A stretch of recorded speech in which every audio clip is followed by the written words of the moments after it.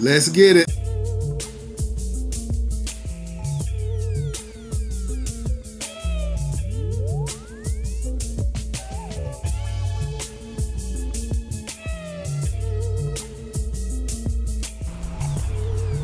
It is an absolutely gorgeous day here in the Carolinas. Beautiful fall, windy day.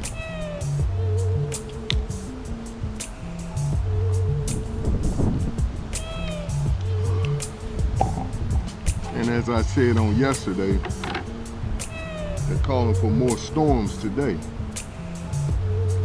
But all praises to the Most High, we're out here.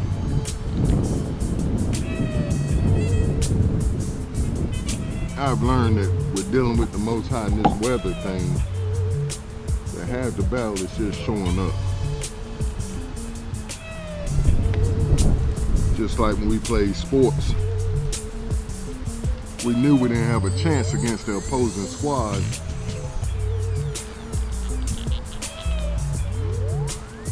However, we would still show up.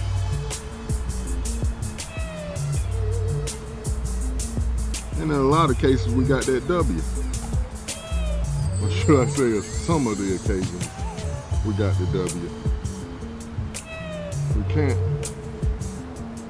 judge situations by what we see. That's a good idea and thought. We can't go by the appearance of a thing all the time, especially when we're dealing with people. And that's not going to be my ideal for today, but thank the Most High we got that out. However, what we are going to speak on today is the Lazarus effect. Will them dry bones live? The Lazarus effect, or the Lazarus effect. Will them dry bones live? And when the Most High gave me this idea, it was pretty much coming from the idea from yesterday about me sharing some personal issues in my life as far as the porn addiction, sexual addiction, drug addiction, alcohol addiction, people pleasing addiction.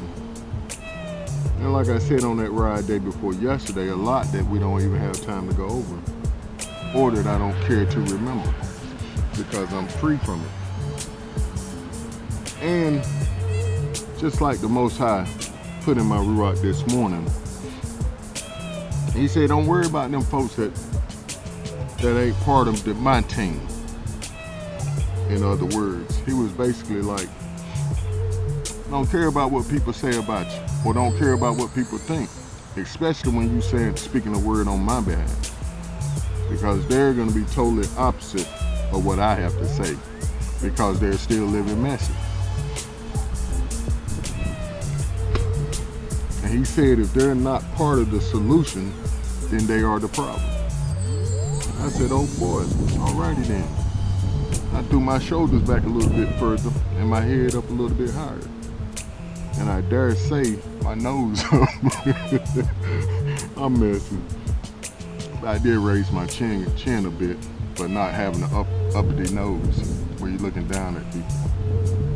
But yeah, that idea came to me earlier because of the post I put out yesterday with those foul words I was using that we hear all the time. We hear our children playing this in the music they play, but we don't scold them. And we've been part of that lifestyle ourselves. So in all actuality, folks know where I'm coming from, but them subjects are somewhat taboo or taboo. You can't actually say those particular things. Although we can see them in front of us all day, every day, and we don't say anything about it. And this is what I call the dead dry bones. Or like the text says, or idea, the Lazarus effect. And what I mean by the Lazarus effect is the Most High wanted to use him as an example. He wanted to use him as an example of how he works. Don't know. Of how he works. And what I mean by that is he wants a situation totally dead and stinking before he comes and have anything to do with it. And what I mean by dead and stinking, to the point where I was at in my mess. See, like I said, I walked in a lifestyle of porn addiction, sex, drugs, alcohol, and one thing led to another. I would get high, go watch my porn, go work on a hookup, drink, get high. Then after the hookup, drink and get high because I know I was wrong. I was dirty all the time. From the drugs, the alcohol, the sex, the porn. And as I said yesterday, I tried to take that into my marriage. But see, the Most High gave me a different type than I was used to out there in the streets. See, she had her own demons that she had fought and were fighting. And she could tell me, no, I'm not going back into that type of lifestyle. And you need to get yourself straight. But I say that because of the Lazarus effect. See, the story goes, the raising of Lazarus is a miracle that Yahushua recounted only in the Gospel of John. John 11, 1 through 44. And no, we're not going to read through that today. It's the one where Jesus, or Yahushua, raises Lazarus of Bethany from the dead 4 days after his entombment. And see, what happened was, I think it was the second day, if I'm not mistaken, he got ear, or a messenger came and said that your friend, the one you love, is sick and he needs you to come and see about it. But Yahushua said, no, I'm not going. I'm not going right now. I need, the Most High is leading me. The Ruach is leading me, and he's saying, no, we're not going to go. And this is what I wrote in my notes. Yahushua is waiting for each of us to die and be totally stink in our mess before he intervenes on our behalf. And see, a lot of times, he's just waiting on us to cry out and ask for help. And mean it. See, that's the whole point. We can go through the motions, like showing up every Sunday, going to the altar, crying out for help, which we mean most of the time because of the guilt. So we go there and get our heads slapped on with some oil and say, Lord, forgive me, I'm sorry, I won't do it again. Pay them tithes and offerings to the preacher. Then the following week, we're right back in our mess again. See, what that Sunday morning confession does, it takes away the guilt on the most part. What we're doing is faking ourselves out. We're faking ourselves out and saying that if I go and get forgiveness from an actual physical person who's telling me, it's okay, do what you do, you're all right. Like we spoke on yesterday with the Jezebel spirit that the churches and assemblies are allowing, which it said they're suffering it. That means they're suffering under the what's the word? Under the bondage of this spirit, but they're too caught up in their own mess, so they won't say anything about it. They're oppressed themselves, because they're caught up in the same Jezebel spirit that their patrons are under, or their church members. Oh boy. But yes, Yahushua waited, I know, 2 days before he said, let's go see about Lazarus. And he said, let's go wake him, because he's sleeping. And see, that's the case with a lot of us. We're asleep in our mess. We have no idea that we're in the mess we're in. Like I said, we think we're okay. I said yesterday, we think we're okay because no one's actually telling us you're wrong. and you know you're wrong. You feel that guilt inside of you. But because we go back to the pastor and the moray, and they say, you're okay, bless you. Here, let me slap a little oil on your head. Now pay them tithes and offerings, and we good for the next week. See, he's holding them in bondage. So there, in fact, he allows them to do and say what they want. And like I said, the secret is out. This is what's been going on in them churches and them assemblies all along. Jezebel's spirit running rampant, doing whatever it wants to do. So now you might be asking, what about that second part of your idea? Will them dry bones live? And I've heard it taught, and I do believe the same case, that those 4 days also represent the 400 years that our people have been. That was prophesied to and through Abraham at that time, I believe. The Most High told him, rather, that your descendants are going to go into bondage for 400 years in a strange land and be in slavery, in other words. But then they would come out with great substance. And I went on the road in my notes. Those 4 days also represent the 400 years of our people being in bondage. We are, in fact, the dry bones that are being awakened back to life, seen in Ezekiel 37, 1 through 10, where the story goes on to say,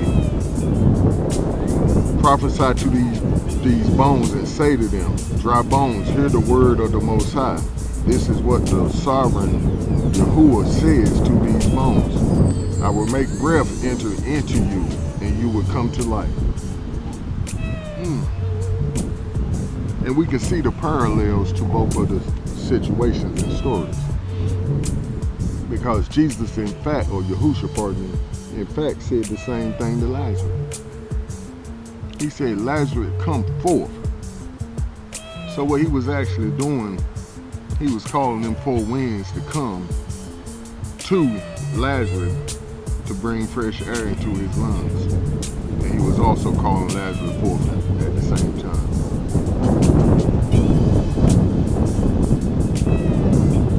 All in one statement. Just like with it's saying that Yahuwah said to the dry bones, hear the word of Yahuwah. And see, that's what Lazarus did. He heard the words of Yahushua, the Most High salvation. And he got up. And he, in fact, popped out of that tomb alive. And see, that's how we are doing today. But if we're not part of the solution, we are the problem. If we're not calling forth our people from their stupor, then we are the problem. So don't complain. What's the old saying? Don't discriminate, motivate.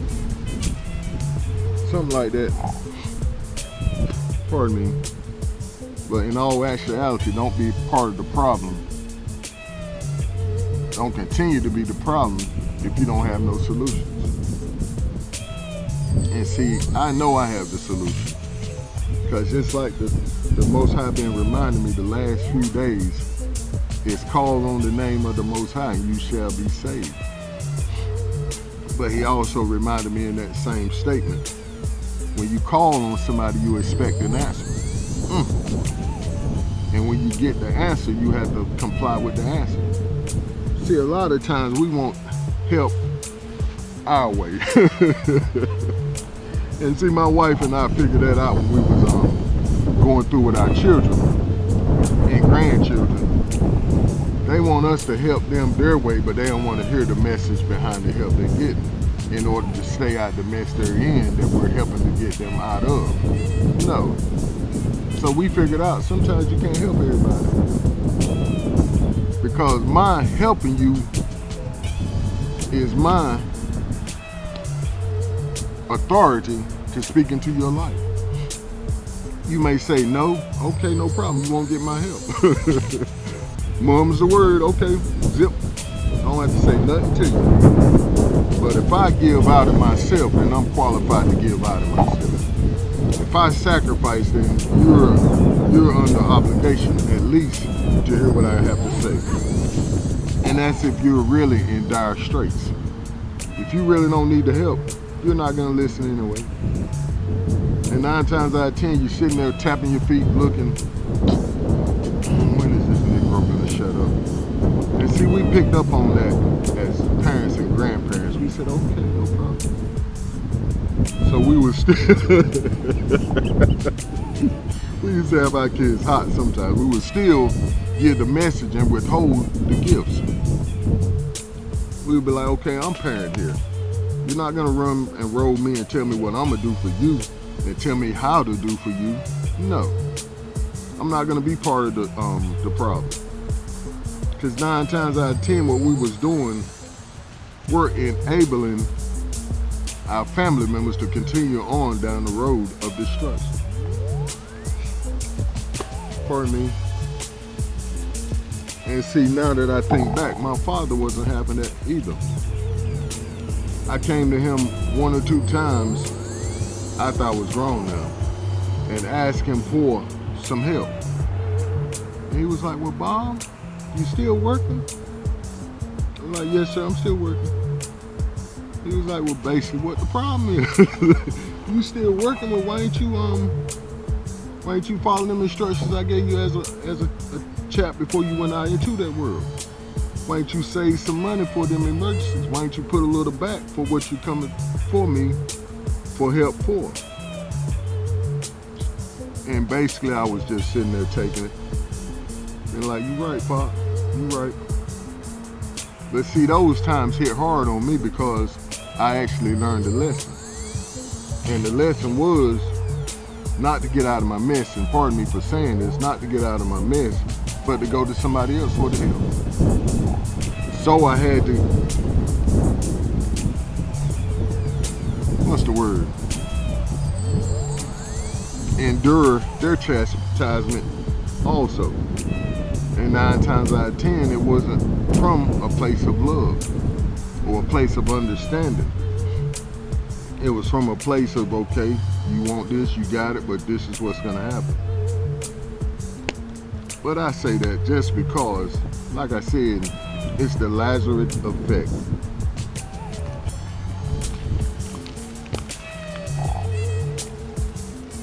And see, what I'm really talking about here is, pardon me, when mama and daddy no longer can help you, you don't want to hear from sweet Jesus or Yahusha, whatever you call it.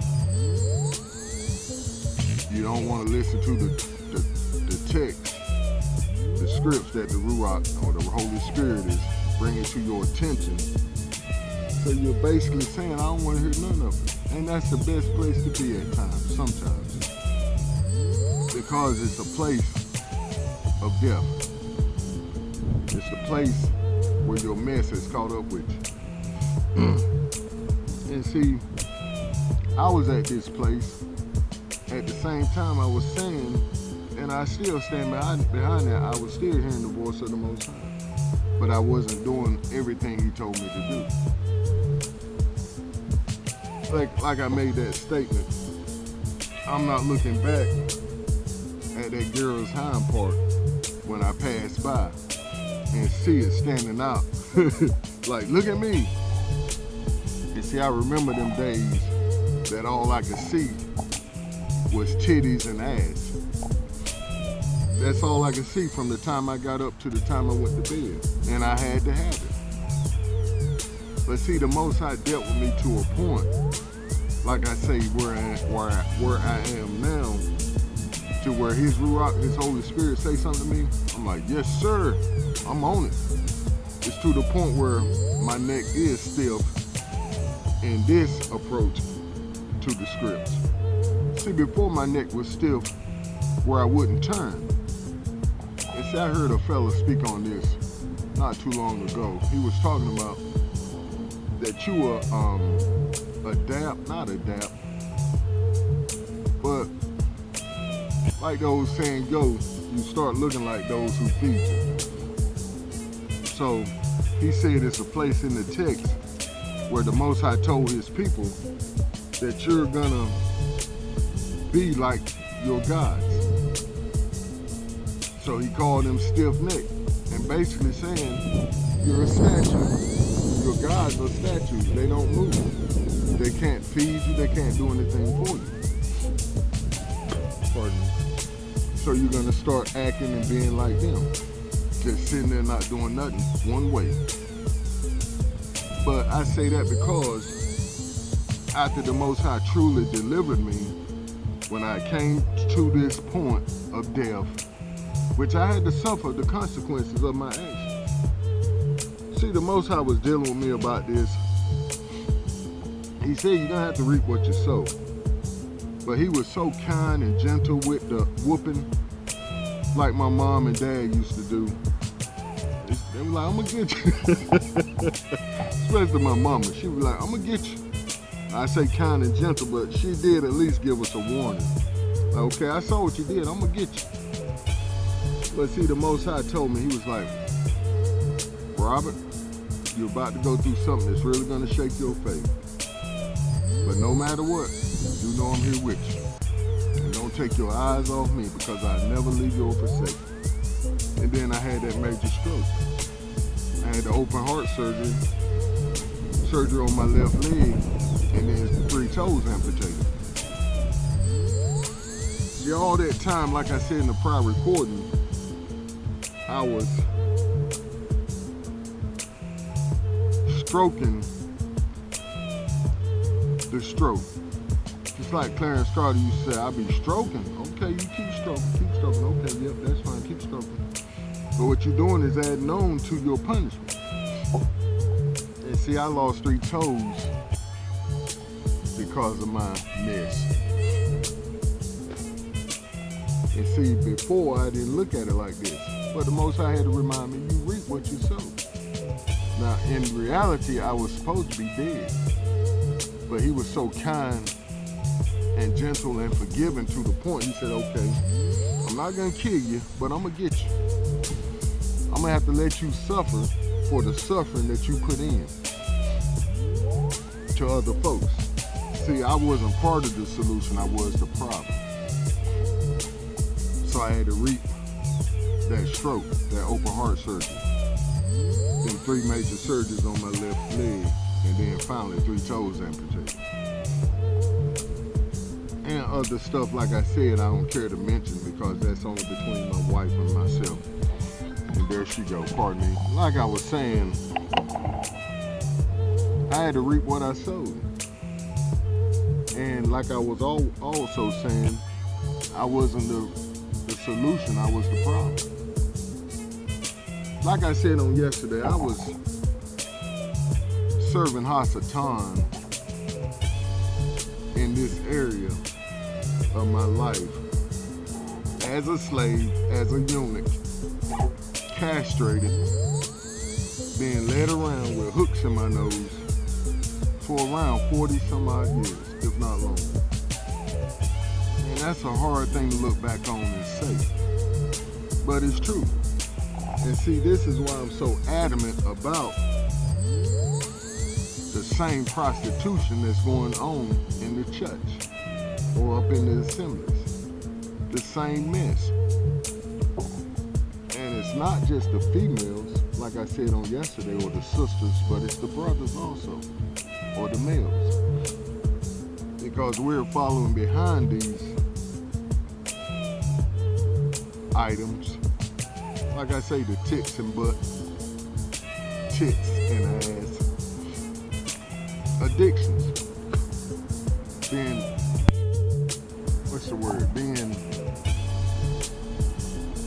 like I just said, being drug around with hooks in our nose. Like the old saying goes, and this is what it's from, you wide open, your nose wide open. Pardon me. However, like I was saying on yesterday, we must do better. And this is the answer. Prophesy to these bones and say to them, dry bones, hear the word of the Most High. I will make breath enter you, and you will come to life. See, that's the answer. It's always the answer. The word, Yahushua himself. He said, I am the way, the truth, and the life. So when the Most High speaks that word, it causes things to shift in the atmosphere. Just like with them dry bones, he called the four winds of the earth to come and, or should I say, to go and bring life to these bones. So why would he call the four winds of the earth? Simply because he scattered his hard-headed, stiff-necked people throughout the four corners of the earth. So he had to send the wind, the Ruach HaKodesh, to them four corners of the earth to bring back life into them old dry bones, who he scattered himself personally. See, it's always going to be a reaping to what you sow in the kingdom. See, them balances has to equal out. They say, I didn't want to hear that. But see, after I had that stroke, oh boy, deliverance came pretty easy. And like I said, once you hear the lover of your soul telling you, okay, this is what you need to do. This is going to keep you from having to go through them strokes, through the open heart surgery, through the surgeries on your leg, through the drop foot, through the amputations. This is what's going to keep you from having to go through that. So in fact, you start listening different or differently. You start hearing the voice of the Most High. When the text says, those that call on him, he will answer. And like I was saying yesterday also about them children we was just now talking about, they will be saved also. Because the text says you and your household should be saved. When Paul was talking to the centurion or Saul. But see, it all comes back to obedience. Those that call on the name of the Most High shall be saved. But the text goes on to say, when you call on him, do know that he's the real Elohim, that he is, and that he's a rewarder of those that diligently seek him. So what's the diligently seeking him? What's that all about? It's not only seeking his voice, but it's also walking out what he tells you to do, the obedience part. So in fact, I have a spider right here that's acting like he want to jump on me. Ladybug that was on the camera, I thumped him off the camera. He done walked over here. But this spider is my main concern because it's one of them jumping spiders. On now. And I just don't like stuff like that in my face or on my body. And I noticed the other day in the recording, I had a ladybug, probably that same one, crawled on my shoulder, walked up my chest, somehow got on my hat, was all on my hat, which I was none the wiser if it crawled up my neck and onto my head, getting onto my hat. But all praises to the Most High. The Lazarus effect. The Lazarus effect. Will them dry bones live? Yes, they will. Because, like the text says, not a word goes out of the Most High's mouth that comes back to him void. So if he takes the time to speak on the matter, then it's gonna happen. That's just like over my life. My grandmother and my godmother Hattie, they used to sit around and talk about the Most High, the good Lord, back then. And my Aunt Hattie gave me a nickname, Baba. And they thought, or maybe thought I didn't understand what they were saying back then. I was a real baby, a chap back then. Not quite a baby, but a chap. They was like, there's something about that boy there. And I heard them, and see, they were speaking life into me back then. And I care not to say all that I heard them say, but we'll just say that right for now. And they said, there's something about that boy there. And that's in a positive manner as far as them seeing the Most High's hand on me back then. We'll leave it like that. But see, the Most High had to come all the way back around and honor that word because he put it in the Ruach to speak. And to speak into me so I would know.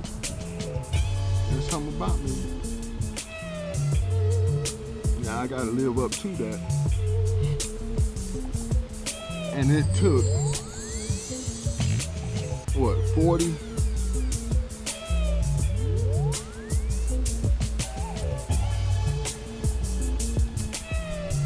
47 years, pardon me, or 46 years. I'm trying to remember when I had this stroke. Was I 46 or 47? It happened 5 years ago. It's 2001. 5.5 years ago. But it took 45 years, we'll say 45 years before I can get myself together. And in all actuality, I didn't get myself together before I would listen to the Most High completely. And then I had to start walking out his commands, his laws and statutes, what's gonna separate me from this world. See, that's the distinguishing factor.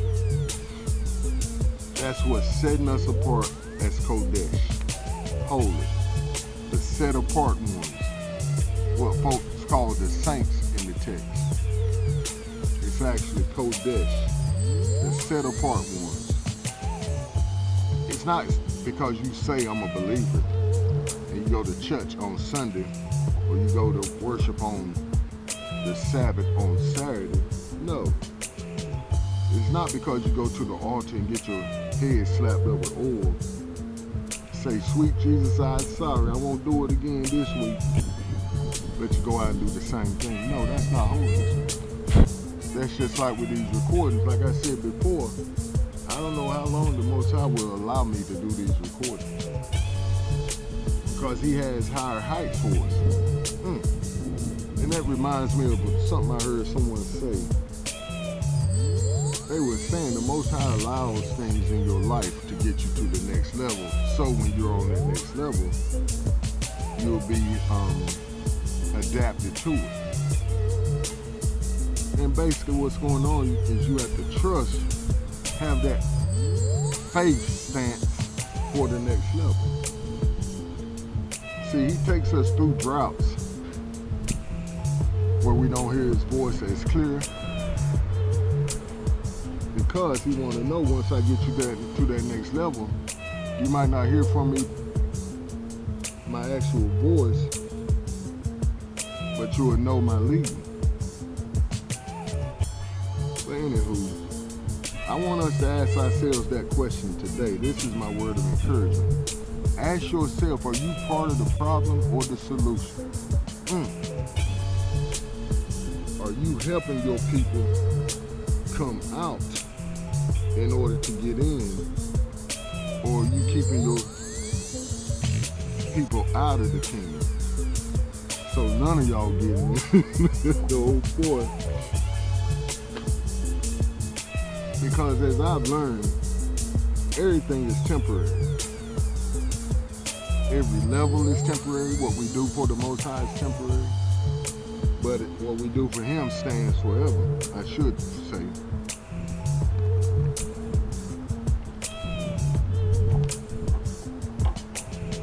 But but this earth we see and live in is temporary.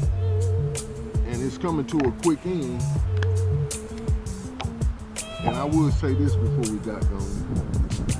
Be part of the solution, not the problem. And don't you worry about what other people say about you. See, that's something the Most High had to teach me. And like I said, he reaffirmed that in me yesterday, well, overnight this morning. Not to care about people. And see, he was doing that when I was thinking about my editing, my recording about me speaking in the truck and singing in the truck. I actually heard myself when I said I didn't want people to laugh at me. But in all actuality, I don't care what people think about me. I'm out here riding my bike, recording my bike, coming to the park, recording, sitting in front of a camera in faith that somebody's gonna hear it, that it's gonna help somebody. And with my views and likes, I don't care what people think. I'm doing this as to the Most High, like the text says, do it unto the Most High.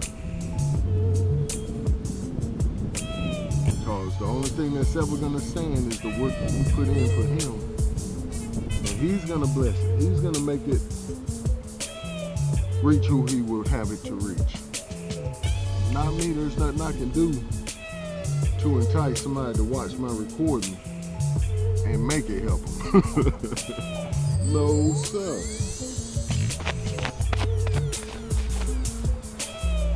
Now, what I don't want to do is take one of them spiders with me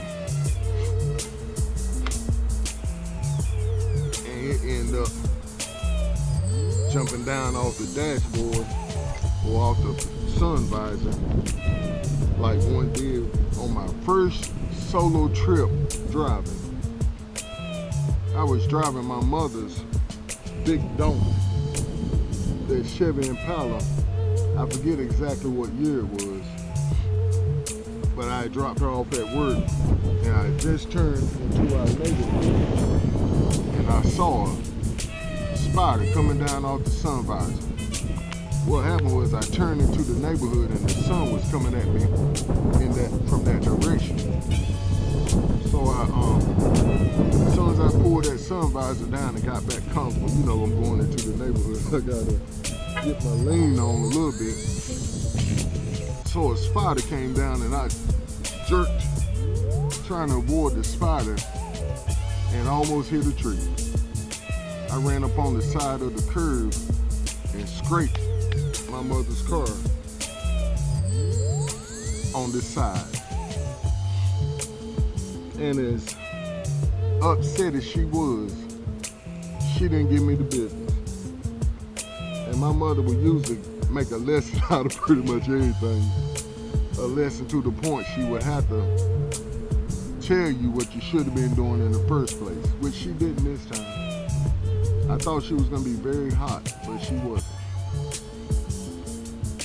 But see, I have to look back over my life and recall them moments. And see, that's why I'm so grateful. And that's why the Most High can ask me to come out here and do these recordings. And I say, yes sir, no problem, let's get it. Because of what he's done for me. And yet still because of what I've been through, I put myself through.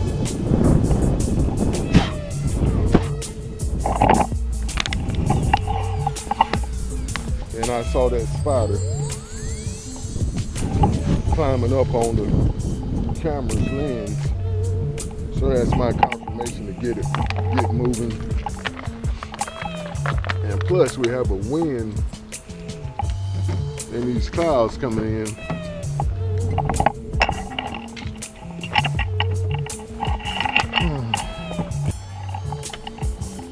So on the most part, I'm gonna let that be it for the week. And Most High willing, I pray that I will be found worthy to make it into the kingdom. And I say that because the text says, when you think you there, you ain't there. Or when you think you got it, be careful when you say, I'm good. because it's always something new to learn with the Most High. And it says none of us are perfect, so he's always having to work with us. Pardon me. He's always having to tell us, go left, go left, go left, young fella. And we have to get to the point where we say, okay, left, I'm going to the left. It's like when we was marching in ROTC, or should I say junior ROTC. They would be like, to the left, to the left, to the left, right, left. Left face, march. Giving out orders on the go. So you have to turn and go to the left when they say left face march, I believe. Left flank. And they say right flank, march. So you turn to the right. Then they give out the order, which was a very important one. I learned that in marching. They say about face or to the rear's march. So that means you turn around in mid march and go back the other way. So that's what the Most High is telling us today. Even if he's first, he'll tell you, company halt. That means you stop right where you're at. Then he'll say about face, and you turn around. Then he'll say forward march. Then you take off and start going in the other direction. But see, a lot of times there ain't no time to stop. He'll say to the rear march. So you're in mid-march. You have to just turn around and go back the other way.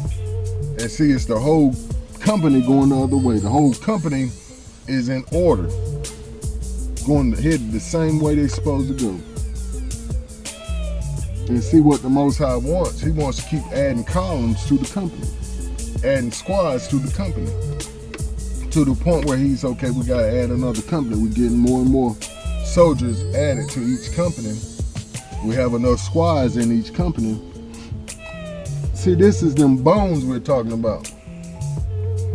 See, and the funny thing about them bones, they don't all wake up at the same time.